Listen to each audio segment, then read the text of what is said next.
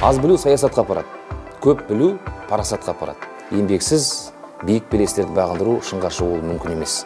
Балам деп емес, шәкіртім деп тәрбиеледі. Жақсылық көрсең тасыма, неден қонғанын ойла. Осындай ізгі асыл қасиеттерді көргім келеді.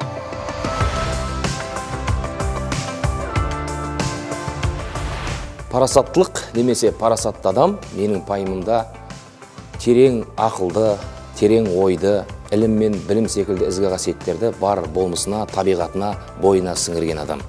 Аз білу саясатқа апарады, көп білу парасатқа апарады. Бұл тұрғыда қазақ халқы парасаттылық деген қасиетке ерекше мән берген. Ең әуелі баланы мейір шапағатқа, одан кейін ақыл парасатқа, ақырында ең нағыз пайдалы ғылым еңбекке баулу дейді. Немесе Абай атамыз адамның адамшылығы ақыл, ғылым, жақсы ата, жақсы ана, жақсы құрбы, жақсы ұстаздан болады. Адам баласы адам баласынан ақыл, ар, мінез, ғылым деген дүниелермен озады дейді. Бұның барлығы түптеп келгенде парасаттылық.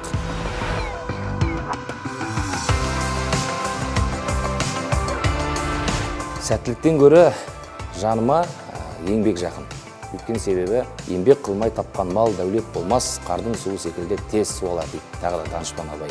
Өйткені бала кезден ақ еңбек етсең ерінбей тояды, қарның тіленбей деп үйретті ғой. Бүгінге деңгейге жетсек, бұл еңбектің арқасы. Енді сәттіліктің де кейде керек тұсы болады. Мысалы, мен өмірімдегі бір ғана оқиға, мемлекеттік грант бойынша Оралда емтихан тапсырып, сол өңірде бірінші тұрып, бірақ республикалық тізімде ең соңғы болып іліккен. Бұл менің ойымша сәттілік. Черчиллдің айтқаны бар: бақыт пен денсаулық тілемеңіз, керісінше сәттілік тілеңіз. Өйткені апат болған Титаниктегі жолаушылардың басым бөлігі байқуатты болды. Тек санаулылардың ғана жолы болды дейді. Осы тұрғыда есептейтін болсақ, негізі ең алдымен еңбек, кейде сәттілікте артық етпейді.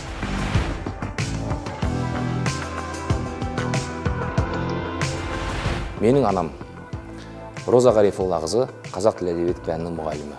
Бала кезден балам деп емес, шәкіртім деп тәрбиеледі. Өзінің уақытын аямаған, бірақ шәкірттерінің бақытын аялаған жан талай ғибратты ғұмырын ұстаздық жолға арнады.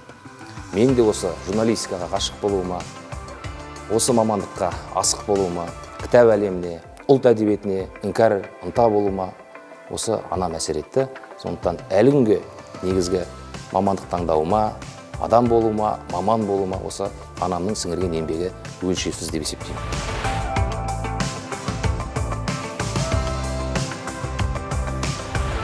Жастар үшін табыстың кілті бұл білімде, бірлікте, байлықта деп есептеймін.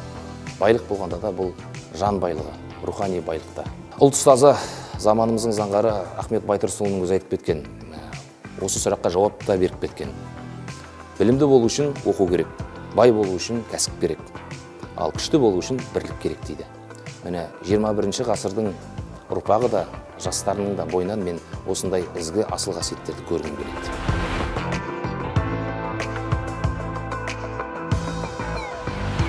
Зияткер ұлт, ең бастысы ұлтын сүйе білу керек. Әрбір еңбектеген баладан еңкейген қарияға дейін. Мысалы, естеріңізде болса, биыл 1 қыркүйекте мемлекет басшысы халыққа жолдауын жариялады. Сол кезде байқасаңыздар, президент ұлттық деген сөзге ерекше екпін түсіріп айтты. Бірнеше мәрте ұлттық мүдде, ұлттық болмыс, ұлттық сапа, ұлттық индустрия, тағысын тағы. Бұл бекерден бекер емес. Яғни, өзіміздің ұлтымызды сүймесек, ұлтымыздың құндылығын, ұлылығын қадірлей білмесек, өзге ұлттардың алдында өзімізді аспандатып, мерейімізді өсірмесек, бір-бірімізді арқадан қағып, бір-бірімізге әр қазақ тілеуқор болмаса, бұл ұлттың мен болашағы бұлыңғыр деп есептеймін.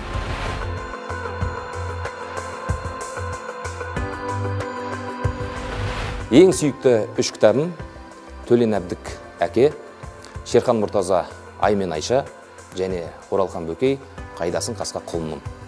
Бұл 3 кітаптың мен сырын ақтармай қояйын, өйткені оқығандар білет, оқымағандарға құпия болсын деп керісінше қызығушылық танытсын деген мақсатпен айтып отырмын. Міндетті түрде оқыңыздар, сіздердің өмірлеріңізге, жеке азаматтық көзқарастарыңызға орасан өзгеріс әкеледі деп есептеймін.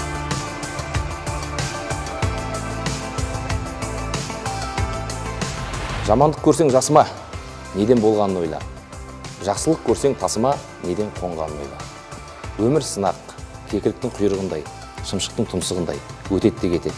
Осы өмірде ешкімнің ала жібін аттамай, сыйласып өткенге не жетсін. Мен үшін басты мақсат, мен үшін өмірлік кредо, жатпен де жақынмен де сыйласып өту, ортаң, өзіңнің ұжымың, отбасың, ағайын тумаңмен сыйластықта құрметті өмір сүргенге не жетсін. Ең басты мақсат осы.